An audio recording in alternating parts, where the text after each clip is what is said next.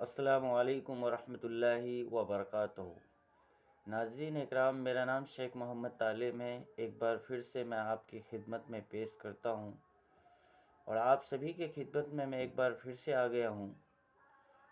اور آج جو میں بات کہنے والا ہوں، میرے الفاظ کچھ کڑوے ہوں گے، اس کے لیے میں معذرت چاہتا ہوں، لیکن سلطان ہند ہندوستان کے سب سے بڑے مزارات اگر کوئی ہے تو وہ ہے خواجہ کا در۔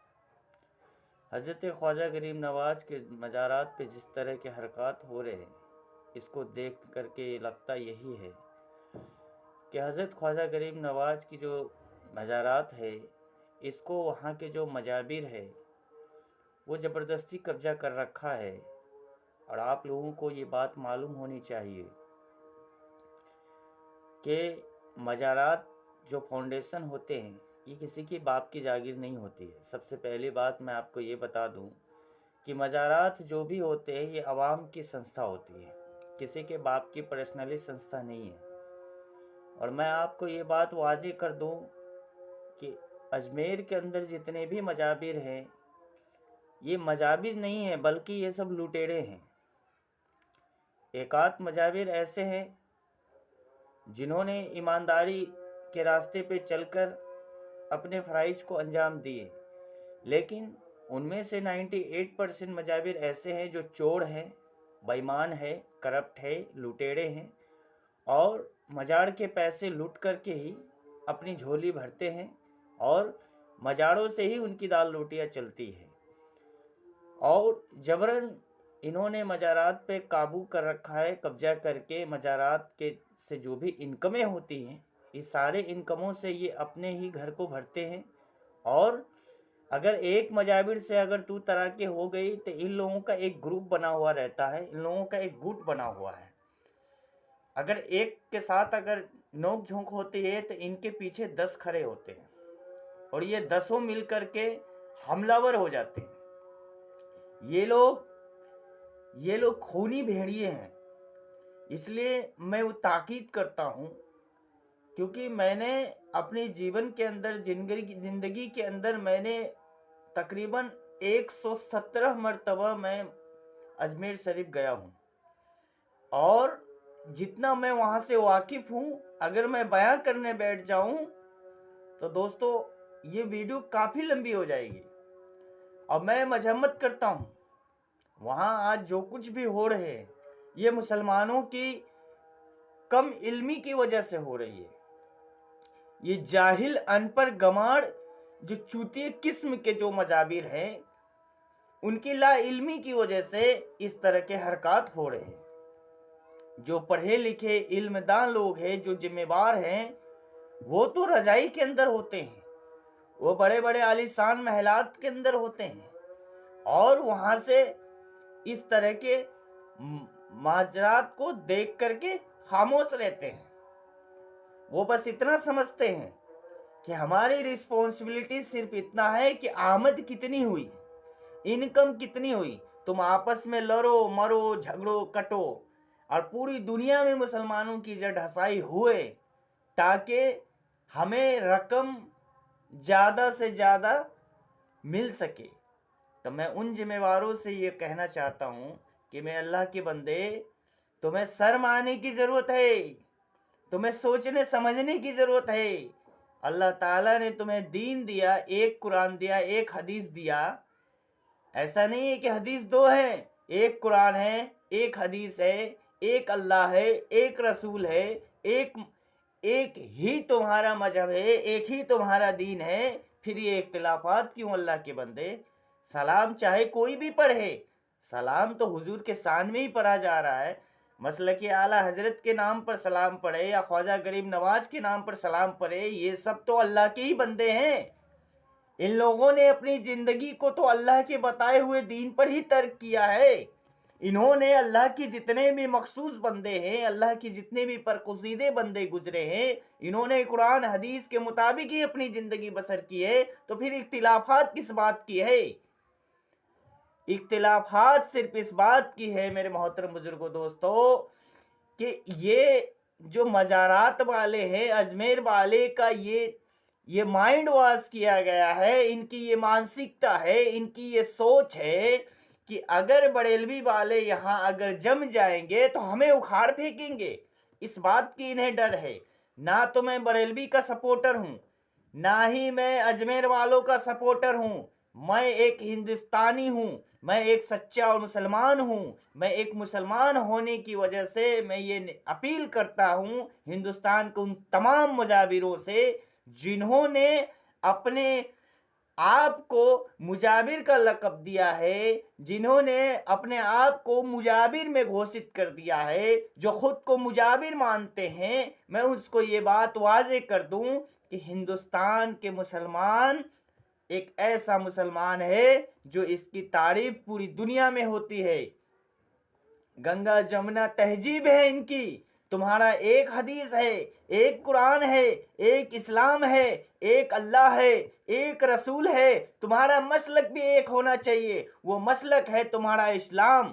آج تم مسلکوں کو اپنا مسلکوں کے پیچھے پڑ کر کے تم ذلیل و خوار ہو رہے ہو۔ تمہیں شرم، تمہاری عزت جا رہی ہے، تمہاری آبرو جا رہی ہے، پوری دنیا میں تمہاری جٹ ہسائی ہو رہی ہے، جگ ہسائی ہو رہی ہے، تم غارت کیے جا رہے ہو، پھر بھی آپس میں کتوں کی طرح لڑ رہے ہو۔ یہ لڑنا درست نہیں ہے میرے محترم بزرگوں دوستو۔ یہ لڑنا تو جاہلوں کا کام ہے، علم والوں کا کام ہے۔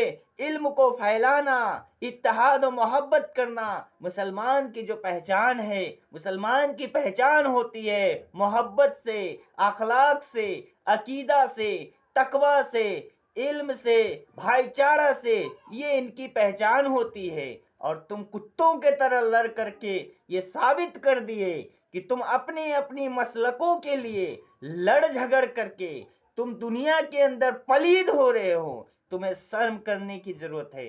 آج جو میں نے ویڈیو کلپ دیکھا میں نے، مزارات کے اندر جس طرح سے بے حرمتی ہو رہی ہے، خاص طور سے مساجد کے اندر جسے اللہ کا گھر کہتا ہے، جو اللہ کا گھر ہے، جہاں لوگ قرآن پڑھتے ہیں، اللہ کو یاد کرتے ہیں، اللہ کا ذکر اذکار کرتے ہیں، جہاں ذہنی اور دماغی سنتولن بگڑے ہوئے انسان کو جہاں سکون ملتا ہے، جہاں ایک شخص اپنے آپ کو سکون دلانے کے لیے جاتا ہے، جس جگہ پر مومن کا تعلقات اللہ سے قائم ہوتا ہے، اس جگہ پر اس طرح سے کتوں کے مانند لڑائی کرنا، مار پٹائی کرنا، جھگڑا کرنا، فساد کرنا، یہ شیطانی علوم کو بڑھاوا دینا، یہ پڑھے لکھوں کا یہ پہچان نہیں ہے میرے دوستو، بلکہ یہ جاہلوں کا پہچان ہے، یہ بزدلوں کا پہچان ہے۔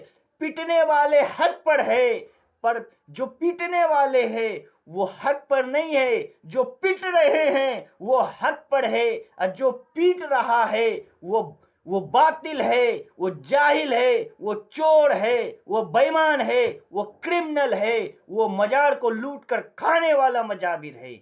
اس لیے انہیں یہ لگتا ہے کہ میری حقہ پانی بند ہو جائے گی، میری آمد و انکم کا آنے کا جو ذریعہ ہے وہ ختم ہو جائے گا۔ اللہ کے بندے شرم کرو، ڈوب مرو۔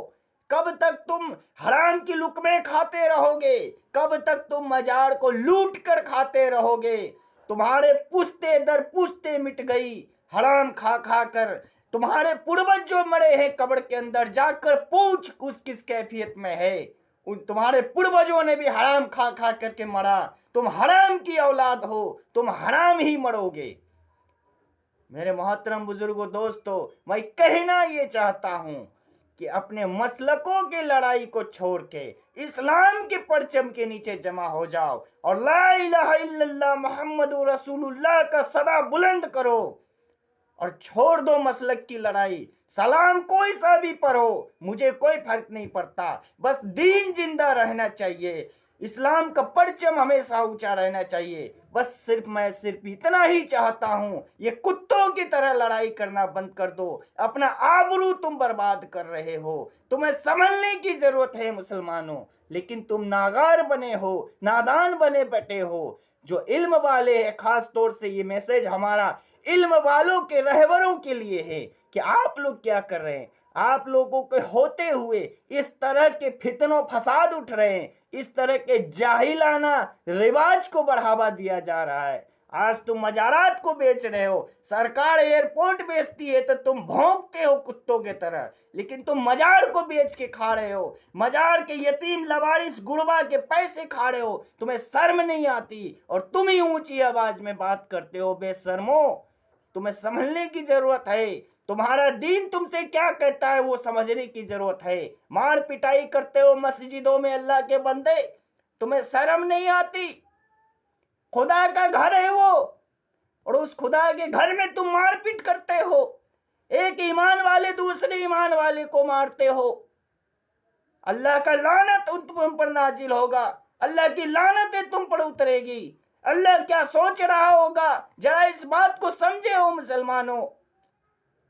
अल्लाह ताला जब भी देखता होगा, इसके बाद कोई नबी नहीं आएगा तुम्हें समझाने के लिए, तुम्हें बताने के लिए।